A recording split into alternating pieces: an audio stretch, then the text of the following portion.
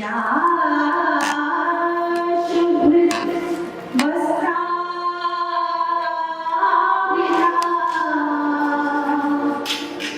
या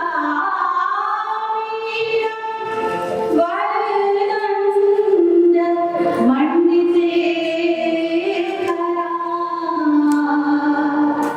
या पद्मासना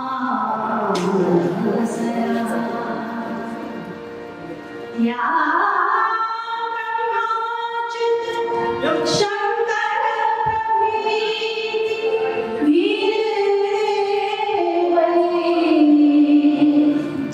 या ब्रह्माच्युत शंकर प्रभृति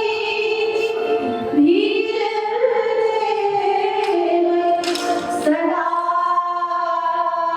वंदिता सा पातु सरस्वती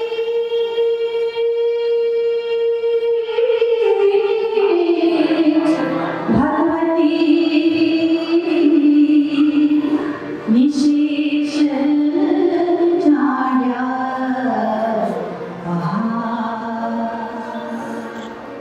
अब मैं श्री रामचरितमानस की श्री रामचंद्र पाल वर्णन प्रस्तुत कर रही हूँ। मेरे साथ मुझे तबले में साथ दे रहे हैं लेक्चरर श्री कंकरदास चौधरी।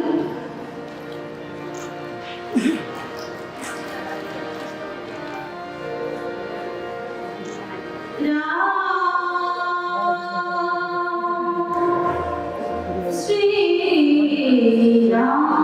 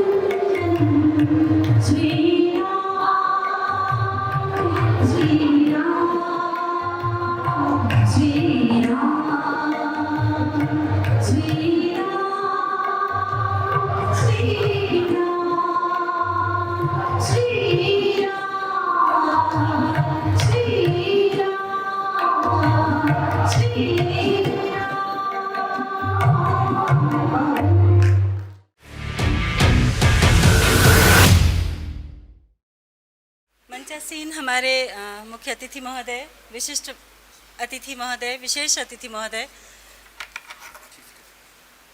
सभी का मैं स्वागत करती हूँ और स्वागत मैं आप सभी का हृदय तल से कर रही हूँ। कल, परसों और आज ये 3 दिन बिल्कुल एक पर्व की तरह हमारे लिए रहा।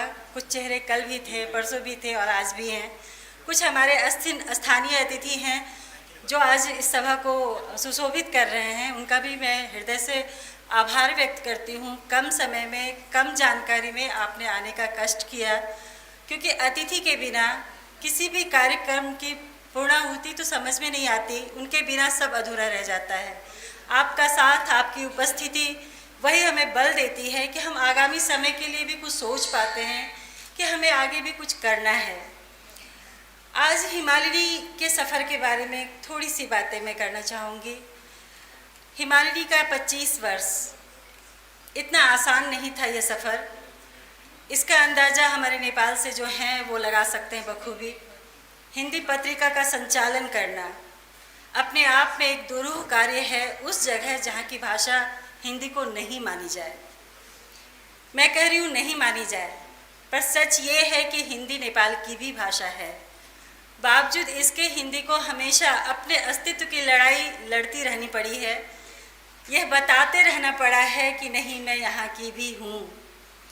25 वर्ष पहले इसकी जब स्थापना हुई थी, हिंदी केंद्रीय विभाग के अध्यक्ष डॉक्टर किशन मिश्र, उनके निधन के पश्चात उनके कुछ छात्र, उनके पुत्र, उनके अंदर की एक उनके प्रति ये श्रद्धांजलि थी कि जो हिंदी के योद्धा रहे, जिन्होंने हिंदी के लिए अपना समय गुजार दिया, उस समय उन्हें हिंदी के लिए या उनके लायक उन्हें जो सम्मान, उन्हें जो स्थान मिलना चाहिए था, उसकी कमी रह गई थी। एक विद्वान चला गया हिंदी के लिए।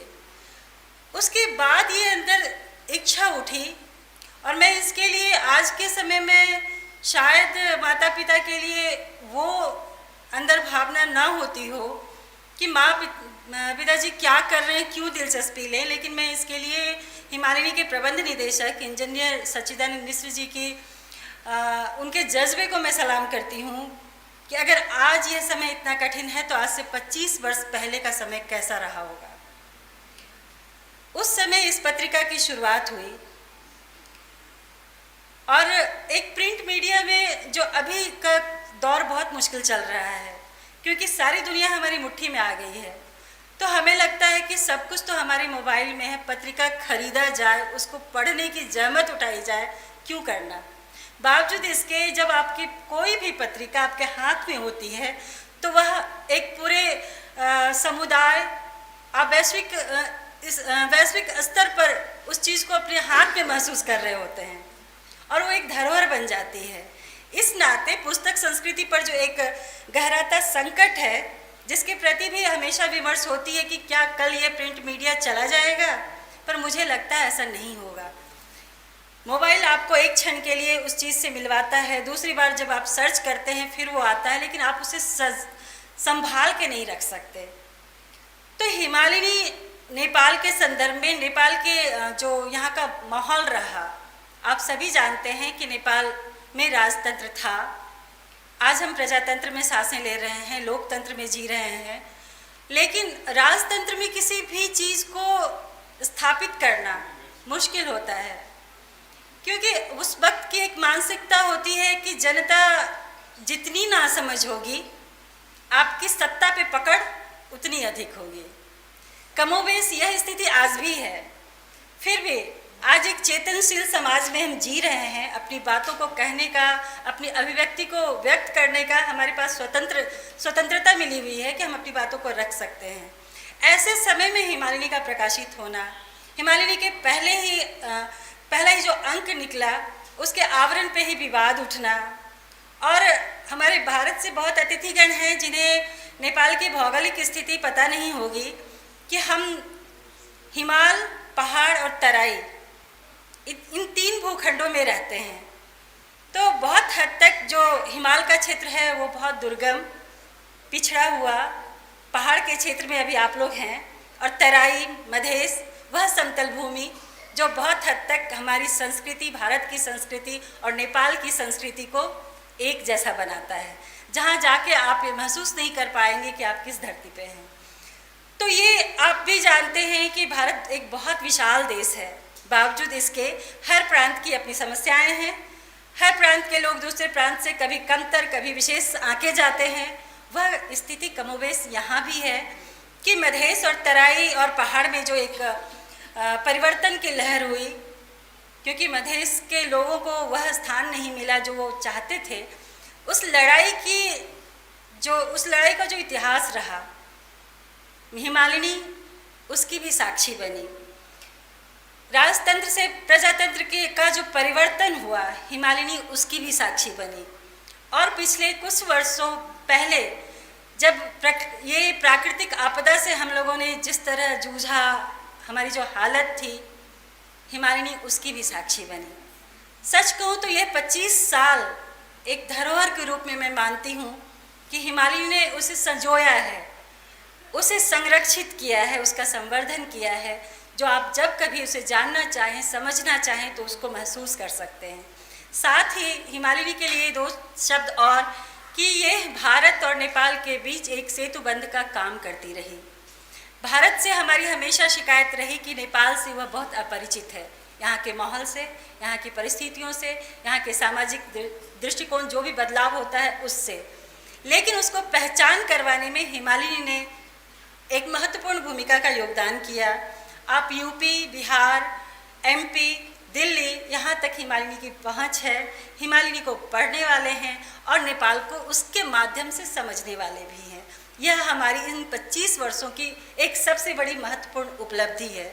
आज उसी रजत जयंती वर्ष पर बहुत कम समय में जब हमें लगा कि हमारे भारत से अतिथि आ रहे हैं, तो उन्हें इस चीज़ से परिचित करवाया जाए, जिसके तहत आप सभी को हम लोगों ने आमंत्रित किया। इसलिए हृदय से मैं स्वागत करती हूँ। और उसके साथ ही हमारे नेपाल के जो लोग हैं और नेपाल से जुड़े हुए जो मुझे सुनेंगे बाद में भी, तो उनकी अगर ये शिकायत है कि हिमालिनी के हिंदी पत्रकारिता इतनी सहज नहीं है नेपाल में, तो हमें भी याद करना चाहिए। तो अभी यह साल हिमालिनी का रजत वर्ष है, हम आगे भी जुड़ेंगे और उन्हें भी ज़रूर बुलाएंगे। इसके साथ ही पशुपतिनाथ की यह धरती, जनक नंदिनी सुता की यह धरती, बुद्ध की इस धरती पर आपका पुनः स्वागत है। और मैं इस उम्मीद के साथ आपसे विदा लूँगी कि आप और हम ऐसे ही मिलते रहें, ऐसे ही जुड़ते रहें और एक दूसरे के साथ सहयोग और संबल का साथ निभाते रहें। धन्यवाद। इससे पहले कि इनकी और भी बहुत सी कृतियाँ आ चुकी हैं, जैसे कि अनुभूतियों के बिखरे पल कविता संग्रह है, मोदियाइन जो कि भोजपुरी भाषा में अनुदित है, उषा प्रियमदा का कथा जगत और नारी त्रासदी शोध पुस्तक है, नारी जीवन विगत से वर्तमान विश्लेषण है, विविधा समीक्षा है, भारतीय एवं पाश्चात्य काव्यशास्त्र संक्षिप्त इतिहास, आधुनिक हिंदी कविता की परंपरा, एक अनुशीलन का प्रकाशन भी हो चुका है। मैं एक बार फिर से आप सबों का आभार व्यक्त कर रही हूँ। मेरे लिए यह बहुत ही अनुपम दृश्य रहा है कि मैं पहले भी मैम की जो पहली कविता संग्रह छपी थी अनुभूतियों के बिखरे पल, मुझे सौभाग्य भी प्राप्त हुआ था कि मैंने उस किताब की समीक्षा की है। और आज आप लोग फिर से मैम को सुनेंगे इस पुस्तक को उनके लिखने के, क्योंकि देखिए पुस्तक एक दिन में नहीं लिखा जाता है, बहुत दिन में लिखी जाती है और उसके साथ साथ बहुत सारी समस्याएं, खुशियां, गम सब कुछ आते हैं। मैं एक बार श्वेता मैम को आवाज़ दे रही हूं कि अपने बारे में, अपनी इस पुस्तक के बारे में हमें बताएं। शेष होते शब्द, इस शब्दों को जब मैंने गुथा और जब मैंने इसे प्रकाशन की बात सोची थी तो उसके बाद अचानक पूरे विश्व का जो परिदृश्य बदला, सब कुछ हम लोग कैद होके रह गए थे। उस कैद होने के समय में पिछली बार ये किताब आई, मैं इसको औपचारिक रूप से जो आज मैं करवा रही हूँ वो पहले करवा नहीं पाई। पुस्तक मेरी 2021 में ही आई थी और शीर्षक पे बहुत लोगों ने कहा कि शेष होते शब्द क्यों, क्योंकि शब्द कभी शेष नहीं होते। अगर हम इंसान हैं तो हमारी भावनाएं हमारे अंदर जीवित रहती हैं, तो जब भावनाएं हैं तो शब्द तो खुद ब खुद हमारे अंदर जिंदा है, तो ये शेष तो होता नहीं है। बिल्कुल सही है ये सवाल भी जो करते हैं, लेकिन आपकी ज़िंदगी में कई एक दौर आते हैं जिस दौर में आप कभी तो विचलित होते हैं, कभी परेशान होते हैं, कभी उसी बिखरते हुए पल से, उसी खंडित होते हुए समय से आप बहुत कुछ सीखते हैं। आपके अंदर फिर आगे बढ़ने की एक प्रबल चाह उत्पन्न होती है। तब वो जो बीता हुआ समय होता है, वो जो आपको बिखेर रहा होता है, उसे हम चाहते हैं कि वह शेष हो जाए। उस वक्त जो हमारे अंदर की भावनाएं होती हैं वो हम चाहते हैं कि वह दोबारा हमारी ज़िंदगी में नहीं आए। इसलिए ये मेरे अंदर पनपा और तभी लगा था कि नहीं, मैं सच है कि शेष शब्द नहीं होते, वह अशेष है। बावजूद इसके मैंने अपनी कविता संग्रह का नाम रखा शेष होते शब्द, जिसके साथ एक कविता के बारे में कहा जाता है कि कविता बहुत हद तक आपके दिल की बातें होती हैं, पर यही चीज़ जब आप वैयक्तिक होकर के निर्वैयक्तिक पे जाता है तो वह सबकी बातें हो जाती हैं। तो हमारी ज़िंदगी ऐसी ही है। इसी ज़िंदगी में हम सुख दुख, धूप छाँव सबको झेलते हैं, सबको जीते हैं और उन्हीं से अपने लिए एक संबल पैदा करते हैं कि हम इसी धरती पे फिर खड़े रहें, क्योंकि उम्मीद और आशा वही जीने की वजह बनती है। कारक चाहे जो भी रहे, समष्टिगत रूप से अगर मेरे अंदर अगर कोई उम्मीद है तो मैं यह सोचूं कि सभी खुश रहें। आपके जीवन में अगर कभी कोई बिखराव आए तो उसे वही छोड़ दें, उसको वही शेष कर दें और अपने कदम आगे बढ़ा लें। बस मेरे अंदर की यही भावना शेष होते शब्दों में है। किताब आपके सामने होगी, आप अगर चाहें तो उसे पढ़ें। और अभी कंचना जी ने जिन किताबों की चर्चा की है वो किताबें भी यहाँ उपलब्ध हैं, आप उनका भी अध्ययन करना चाहें तो वो सर्जक के लिए इससे बड़ी बात कुछ नहीं हो सकती कि उन्हें पढ़ा जाए। भले ही लिखने के समय ये बातें नहीं आती हैं जहन में कि उसे मैं दूसरों के सामने रखूँगी, लेकिन लिख देने के बाद ये अंदर कहते हैं ना कि मानव मन है तो लोभ तो पैदा हो ही जाता है। तो इसलिए अगर आपके अंदर ये इच्छा हो कि श्वेता दीप्ति को थोड़ा जानना है या उसे समझना है तो किताबें उपलब्ध हैं, आप उसे ले सकते हैं। आप लोगों का पुनः पुनः आभार सम्मानित मंच का और सभागार में उपस्थित समस्त जन का कि आपने ये सुखद अवसर मुझे दिया है। धन्यवाद।